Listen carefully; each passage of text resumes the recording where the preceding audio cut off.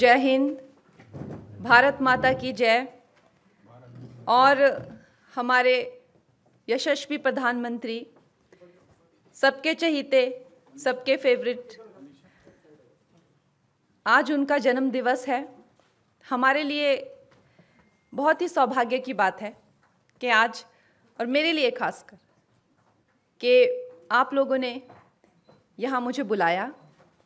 अपने विचार रखने का मौका दिया। मैं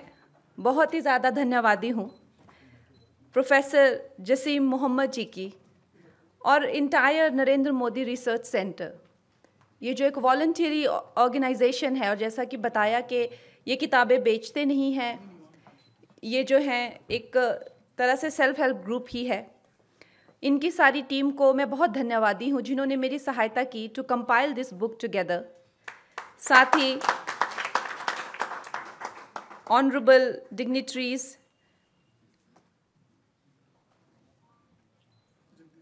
जगदीश मुखी जी, नील दमन खत्री जी,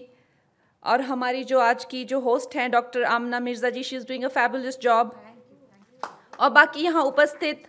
राकेश शर्मा जी, जिन्होंने बहुत अच्छा यहाँ पे संबोधन किया और हमें काफ़ी जो है वो चार्ज कर दिया। मनीष जी, जिन्होंने भी यहाँ पर काफ़ी हमारा मार्गदर्शन किया। आप सबका बहुत धन्यवाद कि आज आप सब यहाँ हमें सुनने के लिए आए। और हम सब, मेरा मानना है कि हम सब भारतवासी जो हैं आज इस वक्त पर एक अलग उम्मीद, एक अलग उत्साह और अलग जोश से भरे हुए हैं। मैं अक्सर सोचती हूँ कि ये जो हमारा भारत है, हमारा जो भारतवर्ष है, इसका सही मायनों में इसका अस्तित्व क्या है। सही मायनों में हमारे भारतवर्ष की जो essence, what is the essence of India, ये ख्याल मुझे अक्सर आते हैं। क्या ये कोई ज़मीन का टुकड़ा है, इसकी ज्योमेट्री, ज्योग्राफी क्या है भारत? वो तो आप देखते हैं कि हर सदी में जो है वो बदलता रहता है, बदलता जाता है। जो एक कॉन्टिनेंट होता है, उसका नक्शा हो गया, एक देश का नक्शा हो गया, वो हमेशा ही बदलता रहता है। लेकिन द एसेंस ऑफ भारत, ये हमने चाहे जो आदिकाल से चला रहा भारत है, वो एसेंस हमने कभी लूज़ नहीं किया। So in entirety, what is India and what does it stand for? तो मुझे ये रह के ये ख्याल आता है कि जो हमारा जो सनातन संस्कृति है, हमारा जो विश्व गुरु का जो स्वरूप है भारत, वो चाहे ब्रह्मा के दिए गए वेदों का ज्ञान हो, चाहे ऋषि मुनियों के बनाए हुए वो स्क्रिप्चर्स हो, चाहे शास्त्रों का ज्ञान हो, चाहे वो कृष्ण और अर्जुन का संवाद हो जो कुरुक्षेत्र में हुआ था, चाहे वो रामायण का जो है चरित्र और चित्त को लेकर ज्ञान हो, चाहे वो योगानंदा की उसकी इंटरप्रिटेशन हो, चाहे वो महात्मा गांधी का कॉन्टेम्प्रेरी लिटरेचर हो, चाहे वो स्वामी विवेकानंद की अपनी इंटरप्रिटेशन हो, बट एसेंशियली इंडिया इज,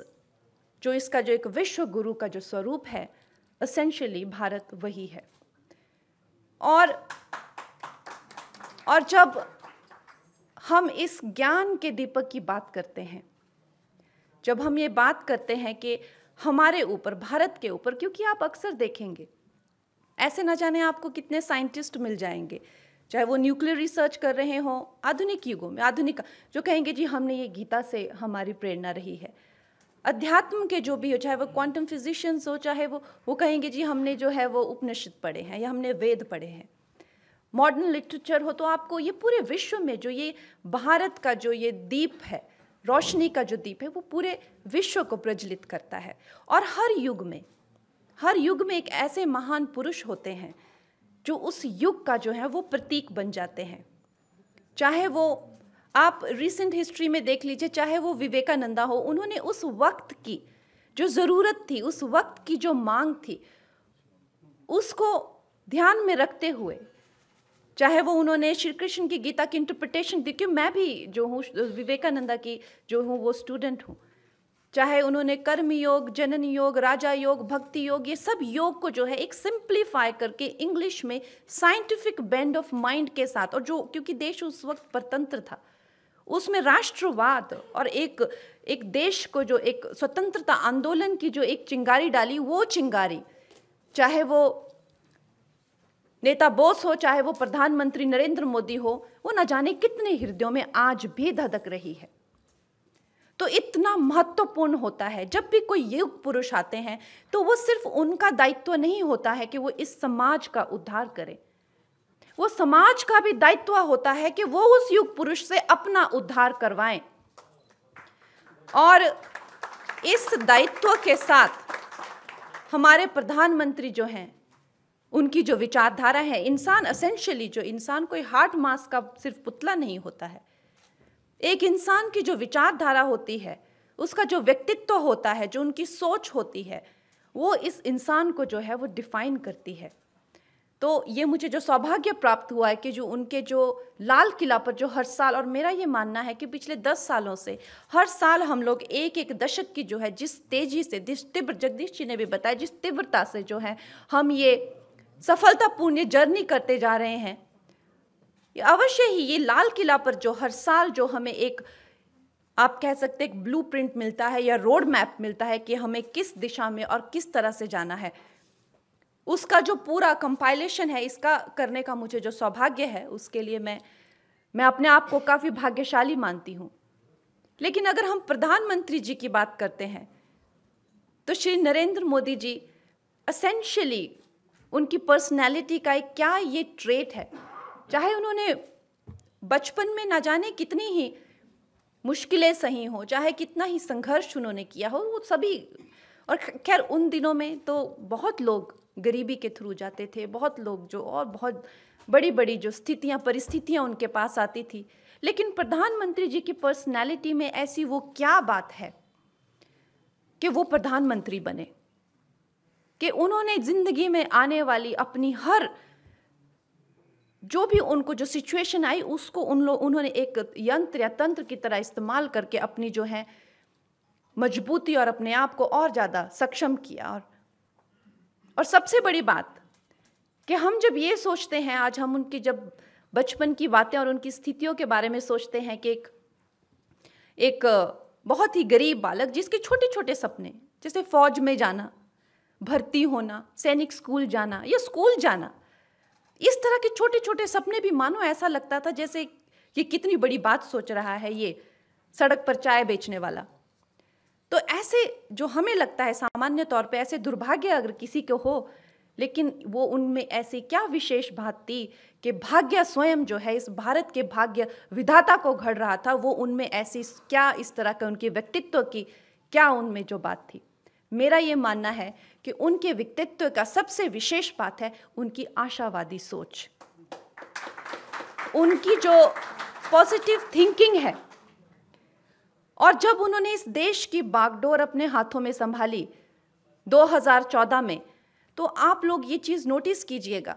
कि वो खुद ये समझते थे कि इस देश की सबसे नेगेटिव पॉइंट इस वक्त पे जो है वो इसकी निराशाजनक जो इसकी सोच है।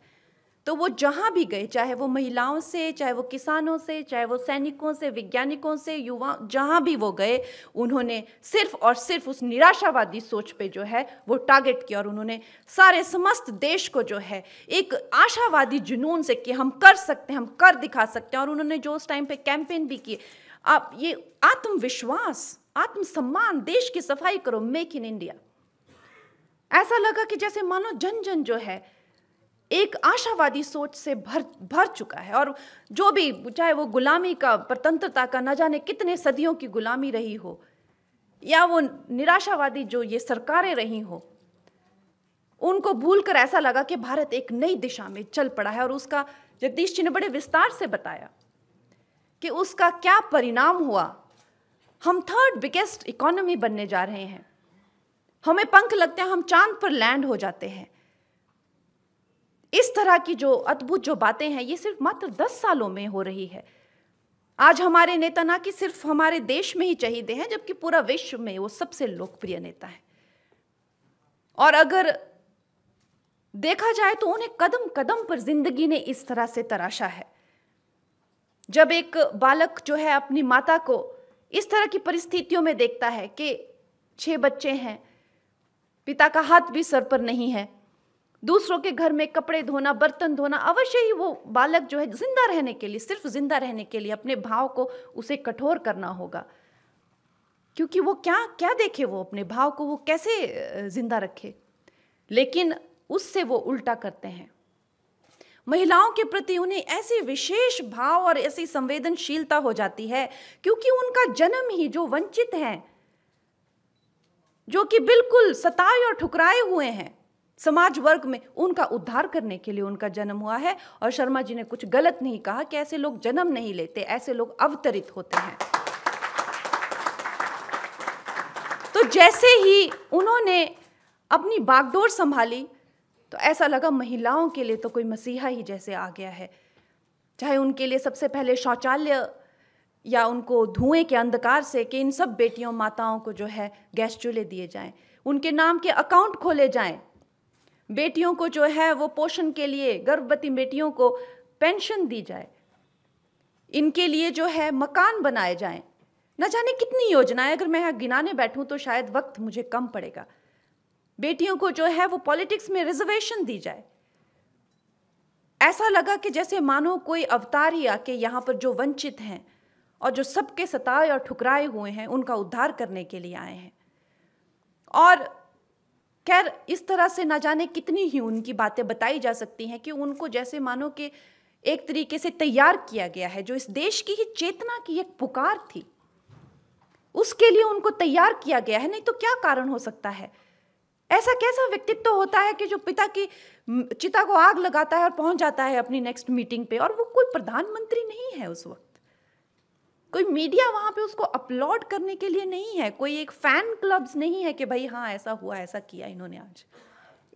एक मामूली से जो है वॉलंटियर है, शायद कोई नोटिस भी नहीं करेगा उनकी ये महानता। कहाँ से आती है उनमें इस तरह की दृढ़ता कि वो माता की चिता को आग लगाते पहुंच जाते हैं मीटिंग पे। कोई व्यक्तिगत उनका जीवन नहीं। मैं ये नहीं कहूंगी कि हमारे प्रधानमंत्री जो हैं वो एक आशा की किरण है या वो एक सिल्वर लाइनिंग जिसे कहते हैं, वो हमारे लिए एक सिल्वर लाइनिंग है। ये कहना एक बहुत बड़ी भूल होगी, क्योंकि वो एक फुल ब्लोन ब्लेजिंग सन है, वो चमकता हुआ सूरज है। उसको सिल्वर लाइनिंग कैसे सोच सकते हैं? वो सूर्य जो है समस्त विश्व को प्रकाशित कर रहा है। वो सूर्य जो है, जब महामारी की चपेट में पूरा विश्व आ गया तो आपने देखा ना कि सिर्फ अपने देश को, और पूरे विस्तार में यहाँ पे और डिग्निटरीज ने बताया, और हम सब जानते हैं, ये सब हम सब देशभक्त लोग यहाँ पे, किसी से ये बात छुपी नहीं है कि जब पूरे देश को, पूरा देश जो है इस चपेट में आया था, तो प्रधानमंत्री जी ने जो है मेडिसिन मैत्री के द्वारा जगह जगह जो है वैक्सीन पहुंचाई, जगह जगह जो है अपने अलौकिक प्रकाश से जो है दुनिया को मार्गदर्शन किया। आज अगर आप देखते हैं तो सिविलियन ऑनर्स में भी, चाहे जो गल्फ के जितने भी देश हैं, सबसे ज्यादा ऑनर्स जो हैं हमारे प्रधानमंत्री जी को मिले हैं। ये जो सारा दिन सेक्युलरिज्म का झुंझुना लेके घूमते हैं, इनसे पूछा जाए कि असली सेक्युलर और असली लिबरल पर्सन कौन है, असली फेमिनिस्ट पर्सन कौन है, तो इनको ये लोग बोलेंगे नहीं, लेकिन अपने दिलों में ये भी जानते हैं कि असली सेक्युलर और लिबरल और फेमिनिस्ट अगर कोई है तो वो है नरेंद्र मोदी। तो मेरा ये मानना है और मेरी ये सोच है कि हमारे लिए स्वर्णिम काल है, हम भारतवर्षियों के लिए ये स्वर्णिम काल है। अगर we do not make it in his time, then we do not deserve to make it. We have to make it in this time. We have to make it in this time when Narendra Modi ji is guiding us, he is leading us, क्योंकि ये हमारी ही चेतना की पुकार है जो उन्होंने ये अवतार लिया है और इस रूप में लिया है, और ये हम सब का दायित्व है, इस समाज का दायित्व है कि हम उनसे अपना उद्धार कराएं। और आज उनके इस जन्म दिवस के अवसर पर आप सब लोग यहाँ आए और आपने मेरे कुछ विचार सुने। हम यही कामना करते हैं कि जैसे मैंने कहा, जसीम जी, उनकी टीम जो है इसी तरह से उनकी विचारधारा को पूरी दुनिया में लेके जाए, क्योंकि हम देखते हैं कि चाहे वो स्वामी विवेकानंद हो या चाहे श्री कृष्ण हो या चाहे श्री राम हो, आज आप देखिए उनकी विचारधारा, इंसान का शरीर तो क्षण भंगुर होता है, लेकिन वो विचारधाराएं कई सदियों तक चलती रहती है और वो लोगों को जो है मार्गदर्शन करती है, उनको जीवन और चेतना देती है। तो मैं यही चाहूँगी, आज उनके जन्मदिन के अवसर पर मैं यही चाहूँगी कि उनका जो यश है, उनकी जो कीर्ति है, वो हमारे धर्म में एक बड़ा ही, हमारे देश में एक बड़ा ही सुंदर एक्सप्रेशन है जिसे कहते हैं कि युग युगों तक जियो, जुग जुग जियो। उसका मतलब ये नहीं होता है कि आपका शरीर युगों युगों तक जीता है, उसका मतलब ये होता है कि आपका जो अस्तित्व है, आपकी जो चेतना है और आपका जो विचारधारा है, आपकी जो यश है, जो आपने काम किए हैं, उनका जो फल है, उनका जो लाभ है, वो मानवता को युगों युगों तक मिले और जब तक ये संसार है तब तक आपका नाम चलता रहे। हम यही कामना करते हैं प्रधानमंत्री जी, आप युगों युगों तक जिएं। धन्यवाद।